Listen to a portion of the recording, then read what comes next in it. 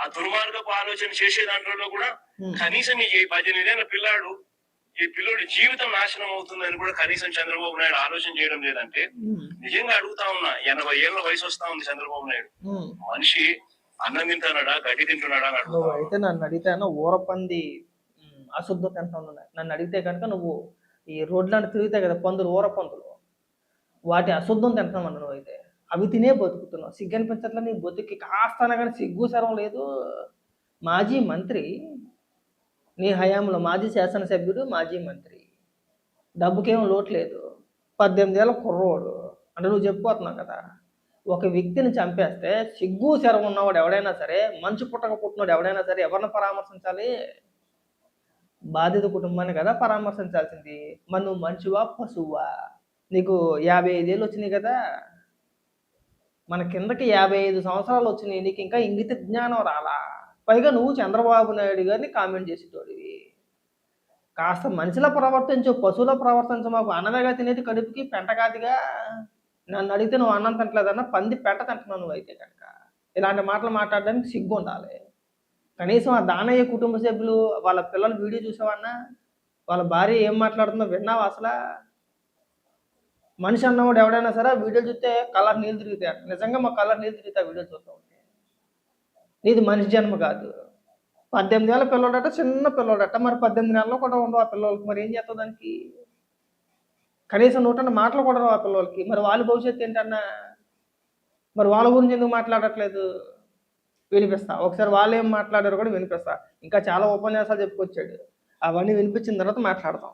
Accident జరిగితే అసలు accident జరిగినప్పుడు 108 ఫోన్ చేసింది కూడా ఈ పిల్లోడే. అయ్య బాబాయ్, 108 ఫోన్ చేసింది ఈ పిల్లోడే. మరి నిజంగా చెడు ఉద్దేశం ఉంటే ఈ పిల్లోడు ఎందుకు 108 ఫోన్ చేస్తాడు? మరి అలా కాదు. మరి ఆ పిల్లోడు ప్లేస్లో వేరొక వ్యక్తిని, ఆ పిల్లోడు ఫ్రెండ్ అని ఎందుకు పెట్టారండి? బైక్ ఎందుకు మాయం చేశారండి? పోలీసులకి తప్పుడు సమాచారం ఎందుకు ఇచ్చారండి? అంటే ఎవరిని మోసం చేద్దాం అనుకుంటున్నా నాకు అర్థం కావట్లేదు జగన్మోహన్ రెడ్డి. ప్రమాదం జరిగిన తర్వాత 108కి ఫోన్ చేశాడు ఆ పిల్లోడు. ఆ పిల్లోడు చెప్పా పెట్టకుండా పారిపోయాడు ఆ పిల్లోడు పారిపోతే ఆ పిల్లోడిని హుటాహుటిన మీ సిద్ధిరప్పలరాజు, అదే మీ శాసనసభ, మీ మాజీ మంత్రి, మీ పార్టీ నాయకుడు సిద్ధిరప్పలరాజు కారులో హుటాహుటిన హాస్పిటల్కి తీసుకెళ్ళిపోయాడు. ఏమైపోయిందో కొడుకు అని చెప్పేసి ప్రేమతోటి. ఒక పక్కన చావు బతుకుల మంది కొట్టుమిట్టాడుతున్న వ్యక్తులు వదిలేశారు అలాగా. అది కాకుండా బైక్ నడిపింది తన కొడుకు కాదు వేరొక వ్యక్తి అని చెప్పేసి పోలీసులకి తప్పుడు సమాచారం ఇచ్చి ఆ వ్యక్తిని పోలీసుల ముందు లొంగిపోయేలా చేశారు. ఎవరిని? ఈ పిల్లోడు ఫ్రెండ్ అని నువ్వు చెప్పుకోతున్నావు కదా, 18 ఏళ్ళ చిన్న పిల్లోడు అని చెప్పేసి. ఆ చిన్న పిల్లోడు ఫ్రెండ్ అని తర్వాత సీసీటీవీ ఫుటేజ్ గట్రా ఇవన్నీ పరిశీలిస్తే గుద్దింది ఆ వ్యక్తి కాదు, సిద్ధిరప్పలరాజు కొడుకే అని చెప్పేసి బయటపడింది. బయటపడ్డ తర్వాత కేసు నమోదు చేశారు. దాంతోపాటు సిద్ధిరప్పలరాజు మీద ఎందుకు నమోదు చేశారు? తప్పు జరిగింది, యాక్సిడెంటే, ప్రమాదమే, ఎవడో కావాలని గుద్దేశారని చెప్పేసి ఎవడో అనట్లే ఇక్కడ.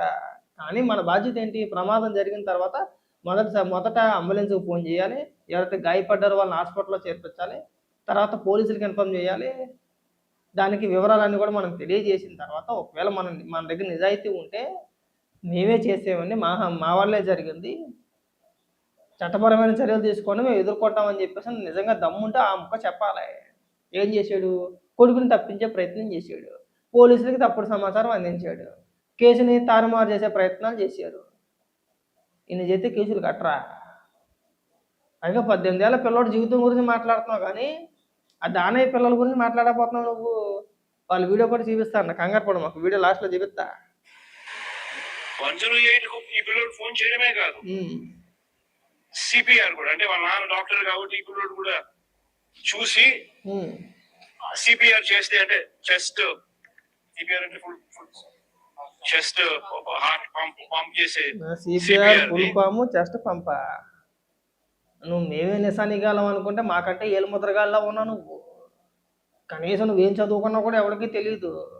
కొన్ని మేమంటే నిశానిగాలం, మేము చదువుకోవలేదురా బాబు, మా అంతంత మాత చదువు ఎప్పటి నుంచో చెప్తున్నావు. నువ్వు ఫస్ట్ క్లాస్ స్టూడెంట్ కదా. సిపిఆర్ అంటే ఏంటండి? చెస్ట్ పంప. ఇంకా చెప్పపోయా ఇంకానా? ఏం నిజానికడి తయారయ్యాడు రాష్ట్రానికి శనిగాల్లో దాపరించు మాకు. పైగా నువ్వు మా దరిద్రానికి మాజీ ముఖ్యమంత్రివి, మాట్లాడు. చెస్ట్ పంపు సిపిఆర్ అంటే వాళ్ళ ఆయన చేయడం చూసి ఆరాటపడి అయ్య బాబాయ్. ఆ మనిషిని బతికించారని చెప్పి సిపిఆర్ కూడా చేసినాడు బాబాయ్ ఇంకా చాలా చేస్తాడు. అందరి ముందర. సో జరిగేదంతా అందరి ముందర జరుగుతా ఉన్న విషయాలు. అంటే ఆ మనిషిని కాపాడటం కోసం తాపత్రయపడ్డాడు. 108 ఫోన్ చేసినాడు. మన పోలీసులకు ఆ తర్వాత ఇన్ఫార్మ్ చేసింది కూడా ఈయన నాయనే. అబ్బో. మరి ఎవరైనా కూడా దాన్ని కప్పాలనో ఇంకొకటి చేయాలని ఎవరు తాపత్రయపడాల. ఒక అన్ఫార్చునేట్ ఇన్సిడెంట్ జరిగింది. ఒక అన్ఫార్చునేట్ ఇన్సిడెంట్ లో అందరూ కూడా కాపాడే ప్రయత్నమే చేస్తున్నారు తప్పనిచ్చి దానికి బాధపడుతున్నారే తప్పనిచ్చి అది ఎవరు ఎవరు కూడా వాళ్ళ తప్పు లేదు. పాపం చేయగలిగింది ఏముంది. దాన్ని రాజకీయం చేయడం కోసం అని చెప్పి ఎంత దారుణంగా వీళ్ళు బిహేవ్ చేస్తా ఉన్నారు అని అంటే నిజంగా ఆశ్చర్యంగా అనిపిస్తుంది నాకైతే. ఇదే చంద్రబాబు నాయుడు గారు నేను అడుగుతా ఉన్నా, ఈయన చేసింది ఏంది? యాక్సిడెంట్ లో మరణించిన ఆ వ్యక్తి యాక్సిడెంట్ లో గొర్రెలు కాపాడి మరణిస్తే దాన్ని రాజకీయం చేసేందుకు చంద్రబాబు నాయుడు ఏం చేసినాడు? పాఠశాలని యాదవ్ మంత్రిని పంపిస్తాడు. దాన్ని రాజకీయం ఎవరు చేశారో నేను చెప్తా. రాజకీయం ఎవరు చేశారు? ఇప్పుడు యాదవ్ మంత్రి పాదసారథి గారిని పంపించారని చెప్పేసి నువ్వు మాట్లాడుతున్నావు కదా. అంతకంటే ముందు విశాఖపట్నంలోని బోటు ప్రమాదం, వైజాగ్ బీచ్ దగ్గర బోటు ప్రమాదం జరిగితే ఆ మృతి చెందిన కుటుంబాలను పరామర్శించడానికి వెళ్ళి గుర్తుందా నువ్వు? మత్స్యకార కుటుంబాలని ఐడియా ఉందా? అక్కడికి వెళ్ళి ఈ సిద్ధిరప్పలరాజు కొడుకు విషయాన్ని ప్రస్తావిస్తూ మత్స్యకార కుటుంబాన్ని ప్రభుత్వం వేధిస్తుందని మాట్లాడిన నీచ నికృష్టుడివి నువ్వే కదా. రాజకీయం చేయాలనుకున్నది ఎవరో నువ్వు. ఆ తర్వాత ప్రభుత్వం ఏం చేసింది? ప్రభుత్వం తరఫున కొంత అమౌంట్, అలాగే యాదవ సంఘాల తరఫున కొంత అమౌంట్, దాదాపు ఒక 20 లక్షలు 15 లక్షలు ఆ కుటుంబానికి ఇచ్చారు, ఆర్థిక సహాయం చేశారు. రాజకీయం చేయడానికి వెళ్ళాలా. అక్కడికి వెళ్ళి ఆ పార్థసారథి గారు ఏమి ప్రెస్ మీట్ పెట్టి మాట్లాడాలా, ఎలాంటి ఆరోపణలు చేయలేదు. వెళ్ళారు, ఆర్థిక సహాయం చేశారు, వచ్చేసారు అంతే. ఇక్కడ చూడండి మనోనీతిని మాట్లాడతాడు. అసలు రాజకీయం పులిమిందే నువ్వు. ఈ అంశాన్ని రాజకీయం చేయాలనుకున్నదే నువ్వు. మరి అక్కడికి వెళ్ళి ఎందుకు మాట్లాడా నువ్వు? విశాఖపట్నంలో బోటు తిరగబడి ఒక 6 7 చనిపోతే అక్కడికి వెళ్ళి ఆ మత్స్యకారు కుటుంబాలను నువ్వు పరామర్శించి, వాళ్ళు అలాగే మత్స్యకారుడే, సిద్ధిరప్పలరాజు కూడా మత్స్యకారుడే కాబట్టి ఎట్టోగట్ట మనం సానుభూతి పొందించేద్దాం, ఎట్టోగట్ట మనం దీన్ని రాజకీయంగా ఉపయోగపడతామని చెప్పేసి అక్కడికి వెళ్ళి ఏం మాట్లాడావు నువ్వు? సిద్ధిరప్పలరాజు కూడా మత్స్యకారుడే కాబట్టి సిద్ధిరప్పలరాజును వేధించేస్తున్నారని చెప్పేసి రాజకీయం చేసింది నువ్వు కాదా? మళ్ళీ నీ జోడించి కొట్టాలి, ఏ చెప్పించి కొట్టాలి నేను మనిషివా పశువా? కడుపు అన్నం తింటున్నావా గడి తింటున్నావా? నువ్వు ఎందుకు మాట్లాడావు అక్కడ? ఇవాళ యాదవ మంత్రి అని మాట్లాడుతున్నావు కదా, విడదీసి మాట్లాడుతున్నావు కదా, అంటే బీసీల్లో విడదీసి మాట్లాడుతున్నావు కదా. మరి ఆ రోజు నువ్వు మత్స్యకారుడు సిద్ధిరప్పలరాజు అని ఎందుకని చెప్పేసి విడదీసి మాట్లాడావు నువ్వు? ఎందుకు మాట్లాడావండి? అబ్బే మీకే తెలివితేటలు, మీరే రాజకీయ నాయకులు, మీకు తప్పితే ప్రపంచంలో ఎవరికీ బుర్ర ఉండదు, మీరే తెలివైన వాళ్ళు అంతేనా? నేనంటే వాళ్ళు చంద్రబాబు నాయుడు గారు ఎంతమంది చూసుంటారు? అదే నీ తెలివితేటలు ఇంకెవరికి ఉండవా? నువ్వు రాజకీయం చేసేయచ్చా? కులాన్ని అడ్డం పెట్టుకొని లేదా ఇంకోటి అడ్డం పెట్టుకొని రాజకీయం చేసేయచ్చా? ఇంకెవరు చేయకూడదా? సిగ్గు ఉండాలి అలాంటి మాటలు మాట్లాడడానికి. కాస్త సిగ్గుపడితే బాగుంటది. పాఠశాల ఒక యాదవ మంత్రి ఇక్కడికి వచ్చి ఈడ ర్యాలీలు చేయిస్తాడు, కులాల మధ్య చిచ్చు పెట్టేదాన్ని. ధర్మమేనా ఇది? అంటే ఏ పక్కన మత్స్యకారుడే కదా, అంటే ఇల్లు కొట్టుకొని రావనేనా? మరి ఎందుకు మాట్లాడు నువ్వు? వైజాగ్ లో ఎందుకు మాట్లాడు నువ్వు? వైజాగ్ లో చనిపోయిన వ్యక్తి కూడా బీసీఏ కదా. చనిపోయిన వ్యక్తి కూడా బీసీఏ, గుద్దిన వ్యక్తి బీసీఏ. మరి మధ్యలో కులాన్ని ఎందుకు తీసుకొచ్చావు నువ్వు? కులాన్ని తీసుకురాకూడదు కదా, కుల ప్రస్తావన తేకూడదు కదా, ఎందుకు తెచ్చు నువ్వు? మరి దానికి ఏం సమాధానం చెప్తావు? ఇంకా ఈ బుడబుక్కల మాటలు మాట్లాడమాట. యాక్సిడెంట్ జరిగింది, పొరపాటున జరిగింది. జరిగిన దానికి నిజంగా మనుషుల్లో ఎవరైనా ఉంటే వాళ్ళతో ఇద్దరితో కూర్చోబెట్టుకుని పొరపాటు జరిగిందమ్మా, కాంపెన్సేషన్ ఇంతకన్నా ఇంత ఎక్కువ ఇస్తామమ్మా, మీ కుటుంబాన్ని పూర్తిగా మేమే అన్ని రకాలుగా చూసుకుంటామమ్మా అని చెప్పి వీళ్ళతో భరోసా ఇప్పించాము. అలా జరిగితే ఎంతవరకు ఎందుకు వచ్చింది?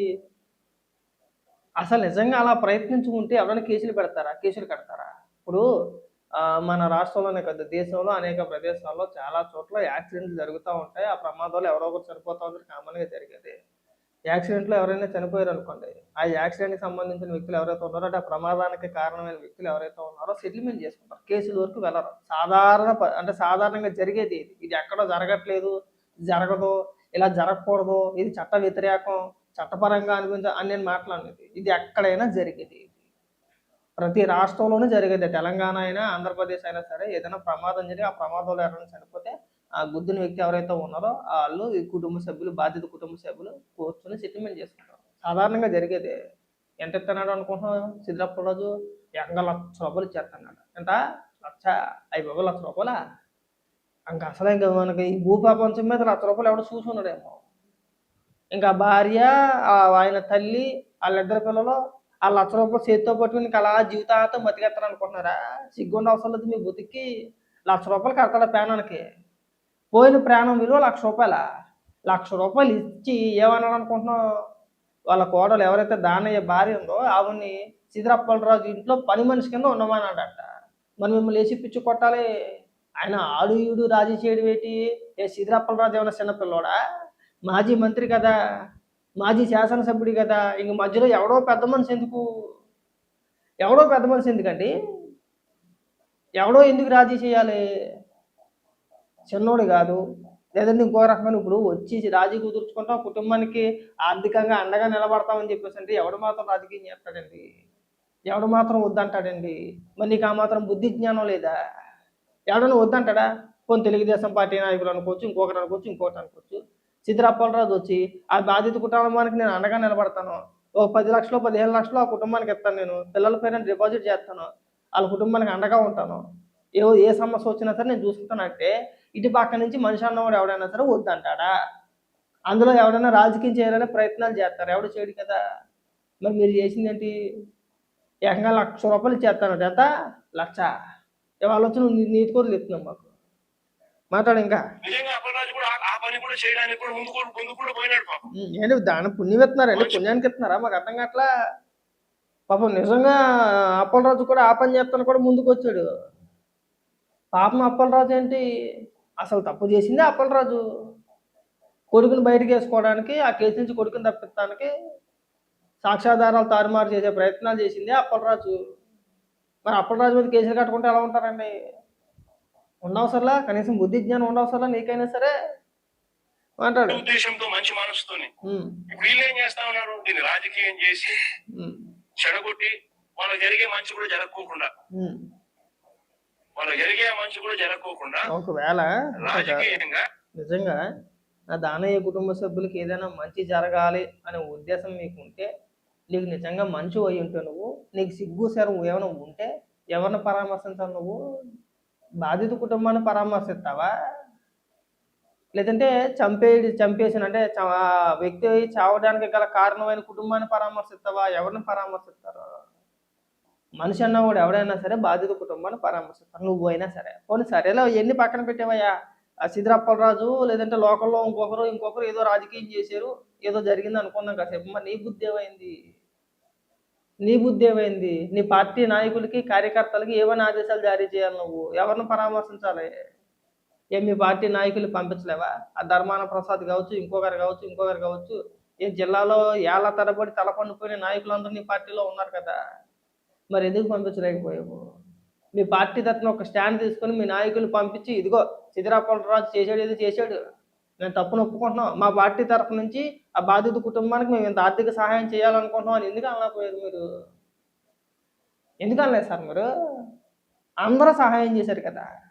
ఆ బాధిత కుటుంబానికి తెలుగుదేశం పార్టీ సపోర్ట్ చేసింది, ఆర్థిక సహాయం చేశారు, యాదవ సంఘాలు ఆర్థిక సహాయం చేశారు, సామాన్యులు కూడా ఆర్థిక సహాయం చేశారు కదా కుటుంబానికి. మరి మీకేం పోయే కాలం అండి? మీ దగ్గర డబ్బులు లేవా? డబ్బులు కొరవ? ఎందుకు సహాయం చేయలేదు? పైగా ఇక్కడికి వచ్చి వాళ్ళకి జరిగే మంచి కూడా జరగనివ్వట్లేదండి. అసలు మీరు ఏం ప్రయత్నం చేశారు? వాళ్ళకి ఏ విధంగా మంచి చేయాలనుకున్నారో చెప్పించండి వాళ్ళ చేత. ఇంకా అయిపోలేదు, వినిపిస్తా. వాళ్ళ కుటుంబ సభ్యులు వీడియో కూడా వినిపిస్తా. కొంత వినిపించిన తర్వాత ఒక యాదవ్ మంత్రిని పంపించి ఒక యాదవ్ను అప్పలరాజు అంటే ఓ మస్కారుడు ఈ పిల్లోడు 15 ఏళ్ళ పిల్లోడు కుట్ర చేసినాడంట, హత్య చేసినాడంట అని ర్యాలీలు నిజంగా నేను అడుగుతా ఉన్నా, ఇదే చంద్రబాబు నాయుడు గారిని అడుగుతా ఉన్నా, నీకు మనిషివా ఉమ్. రాక్షసుడివా అనేది ఒకసారి నువ్వు ఆలోచన చేసుకోవాలా అని నీకు చెప్పి నీ చంద్రబాబు నాయుడు బతుకి సిగ్గు చేరవలేదు. నువ్వు మనిషివి కాదు, నువ్వు ఒక పశువువి. నువ్వు మనిషివి కాదన్నా నువ్వు పశువువి. నువ్వు తినేది అన్నం కాదు, అశుద్ధం తింటున్నావు నువ్వు. ఒకసారి ఈ వీడియోలు చూడు. ఎవరి వీడియోలు? ఆ చనిపోయిన దానయ్య కుటుంబ సభ్యులు వాళ్ళ భార్య మాట్లాడిన మాటలు వినన్నా ఒకసారి. ఇదిగో చూడు, చూడు, విను ఒకసారి. వినన్నా ఏం మాట్లాడుతున్నా? మరి నీళ్ళతో పెడుతున్నావా జ్వరంతో ఉన్న పిల్లాడికి? ఏడ్స్ చేస్తాను. నా పరిస్థితి మా చేస్తాడు మా ఆయన ఏడ్స్ చేస్తాడు. మరి ఆ దిక్కు ఉంది. మా ఆయన అంత కదా నాకు తెచ్చిచ్చుంటే నా పెట్టాడు. మా ఆయన లేడు. నేను ఎక్కడికి వెళ్ళి తెస్తాను? ఆవుల మనసు కరిగితే 10 రూపాయలు ఇచ్చి బిస్కెట్ కావాలి తెచ్చిస్తే మా ఆయన పెడతాను పిల్లలకి. మరి నేను అక్కడికి వెళ్ళి తెచ్చి పెట్టేస్తాను. కాదమ్మా, పాలకు కూడా డబ్బులు లేవా? బిస్కెట్ కూడా పిల్లలు ఏడుస్తుంది. అక్కడ 5 రూపాయలు కూడా లేవా? కనీసం 5 రూపాయలు పెట్టి బిస్కెట్